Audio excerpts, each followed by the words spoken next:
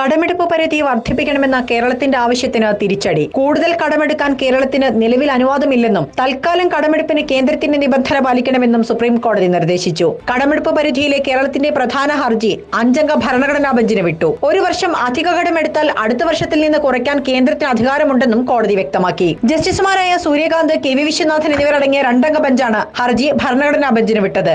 ഓരോ സംസ്ഥാനത്തിനും എത്ര രൂപ കടമെടുക്കാമെന്ന് ഭരണഘടനാ ബെഞ്ച് പരിഗണിക്കും.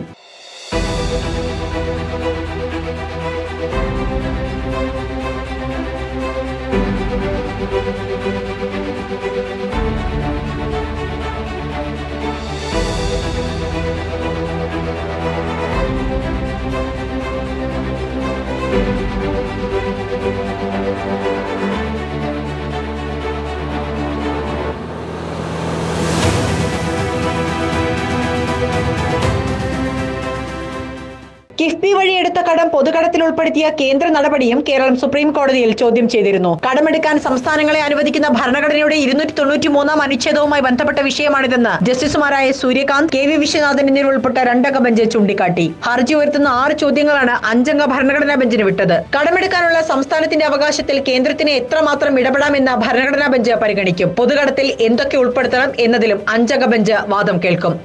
കൂടുതൽ കടമെടുക്കാനുള്ള ഇടക്കാല ഉത്തരവും കേരളം തേടിയിരുന്നു.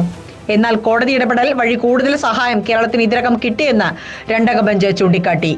13,600 കോടി രൂപ കേരളത്തിന് കേന്ദ്രം നൽകാൻ തയ്യാറായി. 5,000 കോടി കൂടി നൽകാമെന്ന വാഗ്ദാനവും കിട്ടി. ഈ സാഹചര്യത്തിൽ ഇടക്കാലാശ്വാസത്തിന് ഉത്തരവിടാനാകില്ല എന്ന് കോടതി വ്യക്തമാക്കി.